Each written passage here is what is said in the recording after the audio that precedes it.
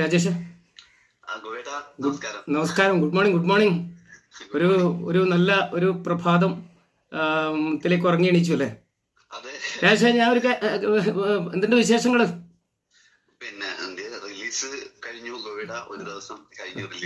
തകർത്തിട്ടുണ്ടോ മോനെ? തകർത്ത് അഭിനയിച്ചിട്ടുണ്ട്. തകർത്തെന്ന് പറഞ്ഞു കഴിഞ്ഞാൽ ഞാൻ ചോദിക്കട്ടെ രാജേഷ്, അഭിനയത്തില് ഒരു പിശുക്ക് നീ കാണിച്ചില്ല. ഒട്ടും അധികവും അല്ല, ഒട്ടും കുറവുമല്ല. ചില ആക്ടേഴ്സ് ചിലപ്പോൾ പിശുക്കത്തരം കാണിച്ചിരിക്കും, പക്ഷെ എവിടെയും പിശുക്ക് കാണിച്ചിട്ടില്ല. എങ്ങനെ ഒരു പിശുക്ക് കാണിക്കാതെ അഭിനയിക്കാൻ പറ്റി രാജേഷ്? ഈ റോള് മറ്റേ സുരേഷ് എന്ന് പറയുന്ന റോള് ഇതിന് മുമ്പത്തെ എനിക്ക് റെഫറൻസ് ഉള്ളത് പഴയ താങ്കേസൂട് എന്ന് പറഞ്ഞ സിനിമയാണ്. അപ്പൊ അതിലെ എല്ലാ സീനിലും സുരേഷിന് എന്തെങ്കിലും ചെയ്യാനുണ്ട്. അപ്പൊ സുരേഷൻ അങ്ങനത്തെ ഒരു ക്യാരക്ടർ ആയിട്ടാണ് എനിക്ക് തോന്നുന്നത്. കുറച്ച് പെർഫോമൻസ് ഓറിയന്റഡ് ആയിട്ടുള്ള ഒരു ആളാണ് ഞാൻ റീഡ് ചെയ്തത്. അപ്പം ഓരോ സീൻ വരുമ്പോഴും എന്തെങ്കിലും ഒരു സാധനം നമ്മളതായിട്ട് അതില് ഉണ്ടാവണം എന്നുള്ള ഒരു ശ്രമം നടത്തിയിട്ടുണ്ട് എന്തായാലും. പിന്നെ ഞാൻ ഇത്രയും ലെങ്ത്തിൽ അഭിനയിക്കുന്നതല്ലേ, അപ്പൊ ആൾക്കാരെ എന്താ മുഷിപ്പിക്കാതെ എന്നെ കണ്ടിരുത്തണമല്ലോ. അപ്പൊ അതിനുവേണ്ടി കുറച്ച് പണി എന്തായാലും എടുത്തിട്ടുണ്ട്.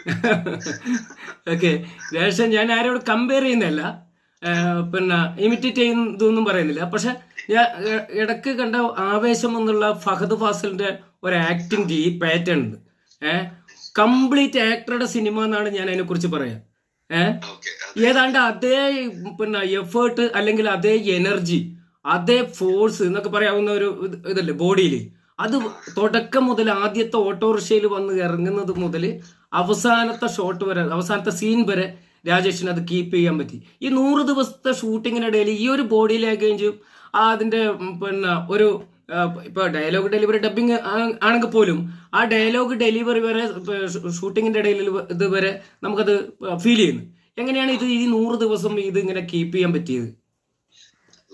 ഞാൻ മറ്റേ എന്താ 7ാം ക്ലാസ് നാടകങ്ങൾ തുടങ്ങിയിട്ട് പിന്നെ അങ്ങോട്ട് സൺഡേ തിയേറ്ററിലൊക്കെ ഉണ്ടായിരുന്നതാണ്.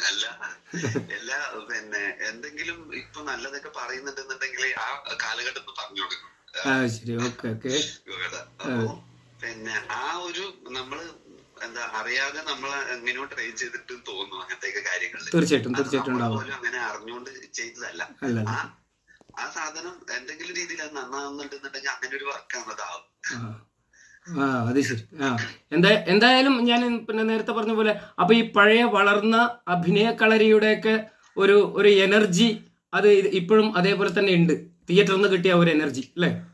തീർച്ചയായിട്ടും. എനിക്ക് പല സാധനങ്ങളും നമുക്ക് അത് ചെയ്യുമ്പോ, ആ സിനിമ ചെയ്യുമ്പോ നമുക്ക് അതിന്റെ സ്റ്റേജിങ്ങും പരിപാടികളൊക്കെ നമുക്ക് കുറച്ച് തിയേറ്ററുള്ള പോലെ തന്നെയായിരുന്നു. തീർച്ചയായിട്ടും അങ്ങനെ തന്നെ അത് ഡീൽ ചെയ്തിട്ടുണ്ട്. അപ്പൊ നമുക്ക് ചില സമയങ്ങളിലൊക്കെ നാടകം ചെയ്യുന്ന അതേ സുഖം കിട്ടും. അതെല്ലേ?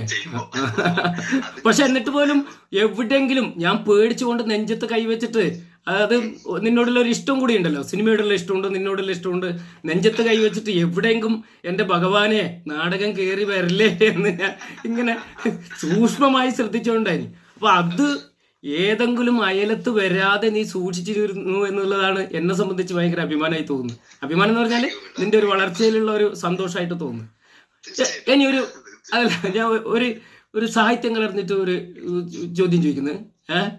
അതായത് ഒരു വലിയ കടലിലേക്ക് നീ വളർന്നത്, കടലിൽ നീന്തി കടന്നു, ഒരുപാട് പ്രതിസന്ധികൾ ഉണ്ടായി, താണു, പൊങ്ങി, വീണ്ടും താണു, ഇപ്പൊ ഒരു കരയിലേക്ക് എത്തി, എന്ത് തോന്നുന്നു?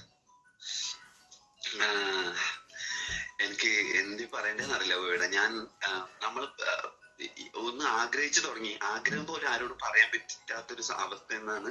മറ്റേ സിനിമ ആഗ്രഹിക്കുന്നുണ്ടെന്ന് പോലും പറയാൻ പോലും പറ്റാത്ത സ്ഥലത്തു നിന്നാണ് നമ്മൾ ഇങ്ങനെ വന്ന് തുടങ്ങിയത്. അപ്പോ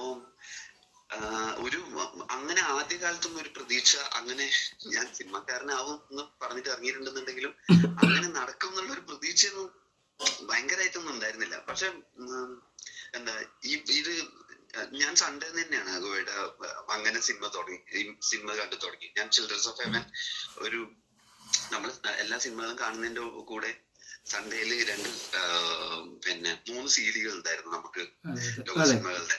ചിൽഡ്രൻസ് ഓഫ് ഹെവൻ ഉണ്ടായിരുന്നു, ഫ്രീഡം ഉണ്ടായിരുന്നു, അമേരിക്കൻ ബ്യൂട്ടി ഉണ്ടായിരുന്നു. അതെ. ഇത് മൂന്നുമാണ് ഞാൻ ആദ്യമായിട്ട് കാണുന്ന മറ്റേ ക്ലാസിക്കുകളില് ഒന്നെന്ന് പറയാനുള്ള സിനിമ. അപ്പൊ അന്ന് മുതൽ അത് എന്തോ ഒരു ട്രിപ്പ് പോലെ തലയിൽ ഉണ്ട്. അത് വേറെ എവിടെ പോയി കഴിഞ്ഞാൽ അത് കിട്ടുന്നില്ല. പല പണികളും ചെയ്തു നോക്കി, അപ്പൊ അതൊന്നും കിട്ടുന്നില്ല. പിന്നെ എന്താ ഈ സിനിമയിൽ പറഞ്ഞിരിക്കുന്ന പോലെ സിനിമ ജീവവായുവാണ്. അത് ശ്വസിക്കാൻ താല്പര്യമുള്ളവര് വാന്നല്ലേ പറഞ്ഞ്, ശ്വസിക്കാൻ താല്പര്യമായിട്ട് പോയി നിൽക്കലുണ്ട് സൈഡില്. അങ്ങനെ പക്ഷെ പിന്നെ കുറച്ച് കഷ്ടപ്പാടുകളൊക്കെ ഉണ്ടായിരുന്നുണ്ടെങ്കിലും എനിക്ക് തോന്നുന്നത് എനിക്ക് കിട്ടിയ അവസരങ്ങളും ഞാൻ വന്ന വഴിയും എനിക്ക് ഭയങ്കര അഭിമാനമുള്ള രീതിയിൽ തന്നെയാണുള്ളത്. എനിക്ക് ഭയങ്കര ഹാപ്പിയാണ് ഞാനിപ്പോ നിൽക്കുന്ന സ്ഥലത്തും വന്ന വഴിയിലും. ഓക്കെ, അപ്പോ രാജേഷിന്റെ ഈ വാക്കുകള് ഇനി ഒരുപാട് പേര് പിന്നെ ലക്ഷ്യം എന്നുള്ള ഇത് മാത്രം മുമ്പിലോട്ട് വരുമ്പോ ഒരുപാട് പ്രചോദനമാട്ടെ അവർക്ക്, അല്ലെ? ശരിക്ക് ലക്ഷ്യം എന്നുള്ള ഒരു വലിയ സംഭവം രാജേഷിന്റെ മുമ്പിൽ ഉണ്ടായിരുന്നു. ഇപ്പൊ ആ ലക്ഷ്യത്തിലെത്തി എന്നുള്ളത് തന്നെയാണല്ലോ, അല്ലെ? ലക്ഷ്യം എത്തിയോന്ന് വെച്ച് കഴിഞ്ഞാൽ എനിക്കറിയില്ല. ഇത് ഇനിയും ഈ നടത്തം തന്നെയാണ് ലക്ഷ്യം, പ്രോസസ് തന്നെയാണ് അതിന്റെ ലക്ഷ്യം. പിന്നെ എന്താ ഗോപേട്ടന് അറിയാലോ, ഞാൻ ഇപ്പൊ എന്നെ പോലത്തെ ഒരാൾക്ക് നമ്മളെ പോലത്തെ വീട്ടിൽ നിന്ന് നമ്മൾ ആ സ്ഥലത്തു നിന്ന് വന്നിട്ട് ഇങ്ങനെ ആവാൻ പറ്റുകയാണെന്നുണ്ടെങ്കിൽ ഇതൊരു എങ്ങനെയെങ്കിലും രീതിയിൽ നമ്മുടെ നാട്ടിലെ കുട്ടികൾക്കോ ആർക്കെങ്കിലും ഇൻസ്പിറേഷൻ ആവുന്നുണ്ട്. തീർച്ചയായിട്ടും. അതെ, അതാണ് എനിക്ക് വലിയ കാര്യം. ഇപ്പൊ ഇതുവരെ ഉള്ളതിൽ എനിക്ക് വലിയ കാര്യം. തീർച്ചയായിട്ടും അത് തന്നെയാണ് ഞാനൊക്കെ ആഗ്രഹിക്കുന്നത്. പിന്നെ ഇപ്പൊ രാജേഷ് ഇപ്പൊ ഒരു സിനിമ സംവിധാനം ചെയ്യാൻ തുടങ്ങിയിട്ടുണ്ട്. നല്ലൊരു പ്രൊഡ്യൂസർ സന്തോഷ് കുരുവിള്ളനെപ്പോലുള്ള പ്രഗത്ഭനായ ഒരു പ്രൊഡ്യൂസർ ഇതില്. അതും ഇപ്പോ ക്യാമറയുടെ മുമ്പിന്ന് പുറകിലേക്ക് മാറിയപ്പോ എന്താണ് രാജേഷിന്റെ അനുഭവം, എക്സ്പീരിയൻസ്? ഇപ്പൊ പിന്നെ ഇതുവരെ ഈ സുരേഷിന്റെയും സുമലതയുടെയും ഹൃദയഹാരിയ പ്രണയകഥ വരെ എനിക്ക് അങ്ങനെ ഉത്തരവാദിത്തങ്ങൾ ഏറ്റെടുക്കേണ്ടി വന്നിട്ടില്ല. ഒരു സിനിമയുടെ ഒരു ക്യാരക്ടർ ചെയ്യുക അല്ലെങ്കിൽ അതിന്റെ കാസ്റ്റിംഗ് ചെയ്യുക, അതിലെപ്പോഴും നമുക്ക് ഉത്തരവാദിത്തങ്ങൾ ഉണ്ടെന്നുണ്ടെങ്കിലും ആരും ഉണ്ട്, ക്യാപ്റ്റൻ ഉണ്ട് മുകളില്, അപ്പൊ അയാളോട് പറഞ്ഞാൽ മതി. ഇത് പക്ഷെ ആരുമില്ല, ഞാൻ തന്നെ നോക്കണം. അതിൻ്റെതായിട്ടുള്ള എല്ലാ പിന്നെ ഇത് എന്താ പ്രഷറും പരിപാടികളും എല്ലാം ഉണ്ട്. പക്ഷെ ഞാനത് ഭയങ്കരമായിട്ട് എൻജോയ് ചെയ്യുന്നു. നമ്മള് അതെന്നെ ആഗ്രഹിച്ചിട്ട് തന്നെയാണ് വന്നിട്ടുള്ളത്, അതാണ് ചെയ്തുകൊണ്ടിരിക്കുന്നത്.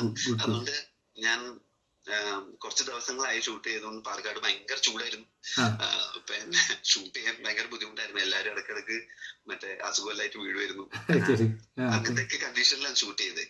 പക്ഷെ നമ്മള് നമ്മ കാസർഗോഡ് പാറയിലെ കൂടി നടന്നല്ലേ, നമ്മക്ക് ചൂട് പിടിക്കൂലല്ലോ അല്ലേ?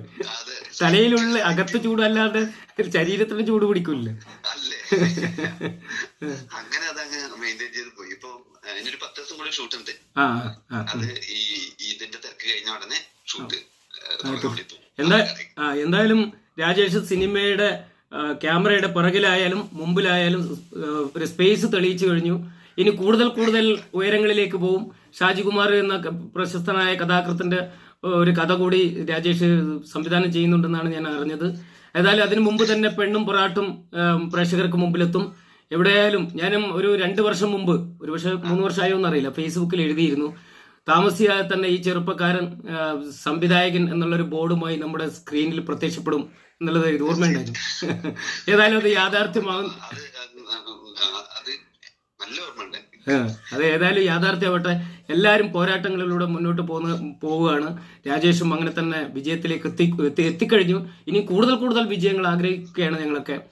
അപ്പോൾ എല്ലാവിധ ആശംസകളും. തിയേറ്ററിൽ നിന്നും നല്ല അഭിപ്രായങ്ങളാണ് സിനിമയ്ക്ക് ഉണ്ടാവുന്ന. ഒരു പരീക്ഷണ സിനിമ എന്നുള്ള അഭിപ്രായമുണ്ട്, പുതിയ രീതി പരീക്ഷിച്ചു എന്നുള്ളൊരു അഭിപ്രായമുണ്ട്. മൊത്തത്തിൽ നല്ല അഭിപ്രായമാണ്. രാജേഷിന്റെ ആക്ടിങ്ങിനും ചിത്രയുടെ ആക്ടിങ്ങിനും അതുപോലെ തന്നെ നമ്മുടെ നാട്ടിലെ ഒരുപാട് നാടകക്കാർ അതിൽ വേഷം കാണിച്ചിട്ട് എല്ലാവരും, ഞാൻ അതിന്റെ അപ്പുറത്ത് കാണുന്നത് രാജേഷ് ഭയങ്കരമായ ഒരു കൂട്ടായ്മയും ഒരു പിന്നെ സ്പിരിറ്റും ഇത് ഞങ്ങളുടെ സിനിമ എന്നുള്ള രൂപത്തിലേക്ക് ഇത് മാറിയിട്ടുണ്ട്. ഒരു ഗ്രാമത്തിന്റെയും ഒരു നഗരത്തിന്റെയും അല്ലേ, അങ്ങനെ അത് ലെജൻഡായ ഡയറക്ടർ രതീഷ് പൊതിവാളിന് അങ്ങനെ അത് സംഘടിപ്പിക്കാൻ പറ്റിയിട്ടുണ്ടെങ്കിൽ അത് വലിയൊരു വിജയമാണ്. പിന്നെ അതിന്റെ പ്രൊഡ്യൂസേഴ്സിന്റെയും ഡയറക്ടറെയും പിന്നെ ആർട്ടിസ്റ്റുകളുടെയും ഈ കൂട്ടായ്മ നിലനിൽക്കട്ടെ. വീണ്ടും ധാരാളം സിനിമകൾ ഉണ്ടാവട്ടെ. രാജേഷിനെ എല്ലാവിധ ചോറൊക്കെ വെച്ചുവാ. ചോറ് കഴിച്ചിട്ടാ വെക്കണം. ചായ രാവിലെ ചായ എല്ലാം കുടിച്ചിട്ടുണ്ടാവില്ലേ? രാവിലെ ചായ എല്ലാം കുടിച്ചിട്ട് മിനിഞ്ഞാന്ന് രാത്രി സുഖകരമായി തിരിഞ്ഞു മറിഞ്ഞു അങ്ങോട്ട് കിടന്നോ അല്ല അങ്ങും? പിന്നെ റിലീസിന്റെ തലേദിവസം പിന്നെ എന്തായിരിക്കും ഓഫ് ആവലെന്നെ. അപ്പോ അങ്ങനെ തന്നെ രാജേഷ്, വീണ്ടും കാണാം. നാട്ടിൽ വരുമ്പോ നമുക്ക് കോണ്ടാക്ട് ചെയ്യാം. Okay, thank you. Okay thank you.